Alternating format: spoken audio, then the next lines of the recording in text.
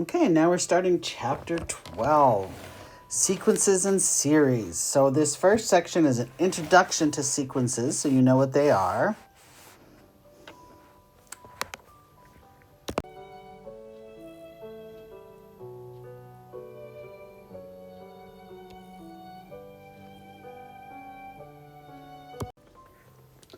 Okay, so in a sequence, there we go. I'm changing the colors of my pens because I don't like the colors they automatically give me. There we go. Okay, here we are. State the next number or object.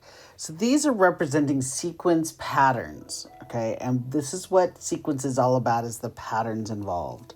So we look at what happens to each number to get the next number. So first off, we're going to notice that we add 2 to 2 to get 4, plus 2 to get 6.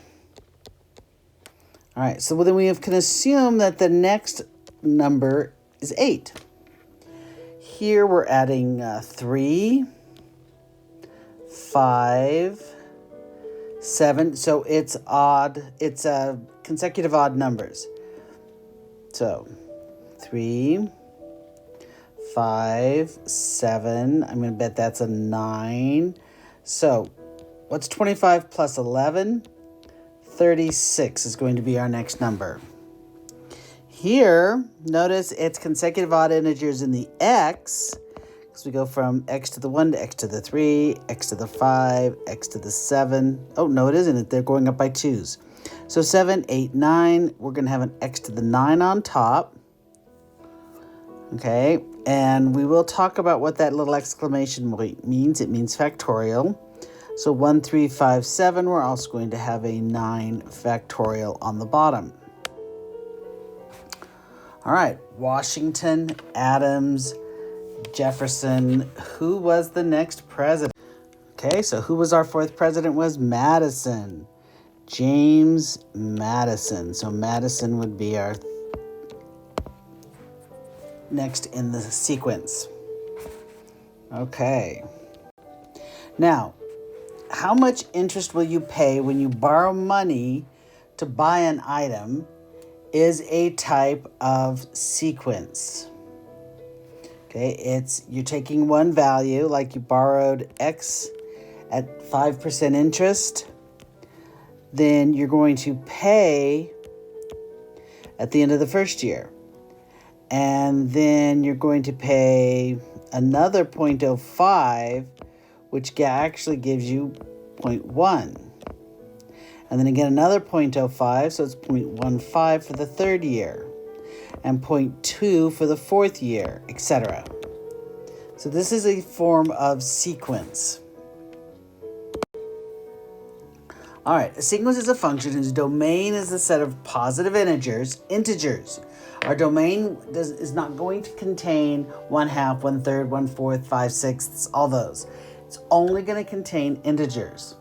A sequence is an ordered list of numbers. Each number in a sequence is called a term. Terms of a sequence are usually stated using subscripts, such as a sub 1, 1 meaning it was the first term. A finite sequence has a limited number of terms, and an infinite sequence never ends. So we have naturally occurring infinite sequences, and we have naturally occurring finite sequences. An explicit formula, and this is important, you're going to need to know this. We're going to use this terminology a lot, okay? So, a explicit formula is a function rule that defines a sub n in terms of n. Okay, that's important to know, because you're going to need to know the difference between explicit formulas and recursive formulas. Explicit formulas, all you have to know is the term number, and you can figure out the answer. Recursive numbers, all you need to know is the term before, and you can figure out the answer. Okay. Find the first, second, and 10th terms of each sequence. All right, if a sub n is n squared plus 3n, then our first term is 1 squared plus 3 times 1. Well, this is 1 plus 3, which is 4. Sorry, this is a times. It ended up looking more like a subtraction. The second term is 2 squared plus 3 times 2, which is going to be 4 plus 6, or 10. The second term is, the 10th term is 10 squared plus 3 times 10. Wow, that does not look like a 10. Better. Okay, so that's going to be 100 plus 30, or 130. Now, if your sequence is like the second one, b sub n, is 3. There's no n. So it's all going to be 3. Every single one is 3, and you're done. So that's not too bad. All right. One of the most common types of thought. Okay, we got to get rid of that silly, not a meost. Most common types of thought is called inductive reasoning, drawing a general conclusion from specific instances as an essential aspect of mathematics. Unknown to many, Sherlock Holmes was also famous for his inductive abilities as well as his deductive. Write an explicit formula for each sequence. Okay, so if we look at our numerators, we treat them separately. I'm going 2, 4, 6, so it's even terms adding 2. So my numerator on the next term should be 10. Now the denominator is consecutive odd terms, 3, 5, 7, 9. So my new denominator should be 11. Okay? All right. Write an explicit formula for, okay, we're doing that again. So we have minus, notice we have a minus, plus pattern.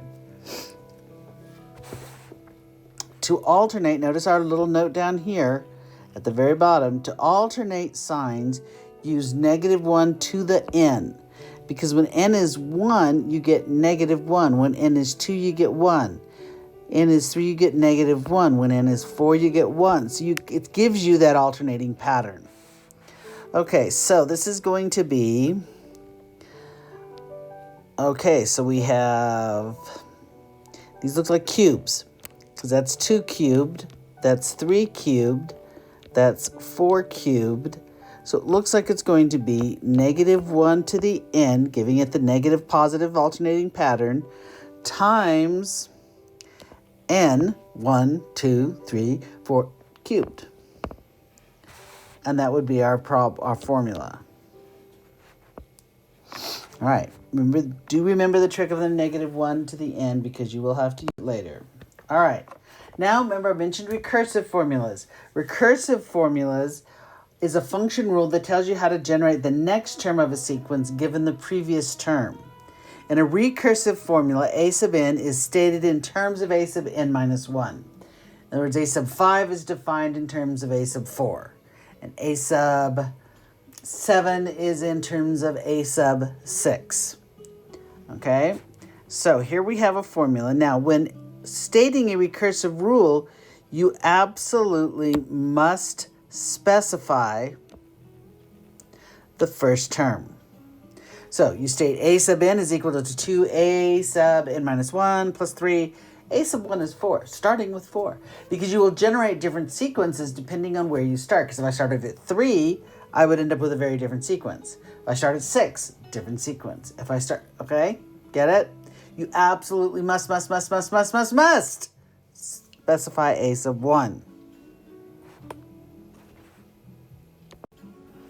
All right, so find the first 4 terms. I like to set up a T-chart of the sequence defined recursively. So if n is 1, it specifies, right? It's telling me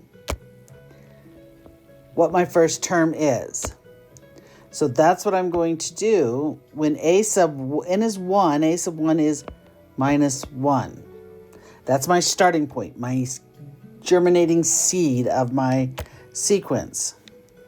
All right, so when n is 2, I look at the formula. It's 3 times the previous term, which was negative 1 plus 5. Well, that's negative 3. So that gives me a 2. Now 3 would give me 3 times the previous term, which was 2, plus 5. Well, that's 6 plus 5 is 11. And 4 is 3 times my previous term, which is 11, plus 5. So that's 33 plus 5 is 38. That's my first 4 terms.